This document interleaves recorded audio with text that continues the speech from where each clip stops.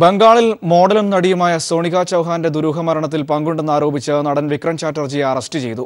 ബംഗാൾ രാഷ്ട്രീയത്തിൽ തന്നെ വഴിത്തിരിവുണ്ടാക്കിയ സംഭവമാണ് സോണിക ചൗഹാന്റെ മരണം. ഏപ്രിലാണ് കാർ അപകടത്തിൽ സോണിക ചൗഹാൻ കൊല്ലപ്പെട്ടത്. അപകടത്തിന് ശേഷം ഒളിവിലായിരുന്ന വിക്രം ചാറ്റർജിയെ ഇന്നു പുലർച്ചയ്ക്ക് കൊൽക്കത്തയിലെ വസതിയിൽ നിന്നും അറസ്റ്റ് ചെയ്യുകയായിരുന്നു. മതിയായ തെളിവുകൾ ഉള്ളതുകൊണ്ടാണ് അറസ്റ്റ് ചെയ്തതെന്ന് പോലീസ് വ്യക്തമാക്കി. ഏപ്രിൽ 29-ന് പുലർച്ചെ 3:30 വിക്രം ചാറ്റർജി പാർട്ടി കഴിഞ്ഞ് സോണിക ചൗഹാനുമൊത്തു മടങ്ങവെ കാർ അപകടത്തിൽപ്പെട്ടത്. വാഹനമോടിക്കുമ്പോൾ ചാറ്റർജി മദ്യപിച്ചിരുന്നെന്നും അതല്ല അമിതവേഗമാണ് അപകടത്തിൽ കലാശിച്ചതെന്നുമാണ് റിപ്പോർട്ടുകൾ.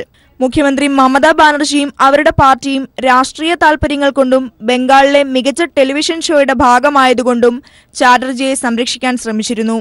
അതിനാൽ ബംഗാൾ രാഷ്ട്രീയത്തിൽ തന്നെ വഴിത്തിരിവുണ്ടാക്കിയ സംഭവമാണ് സോണിക ചൗഹാന്റെ മരണം.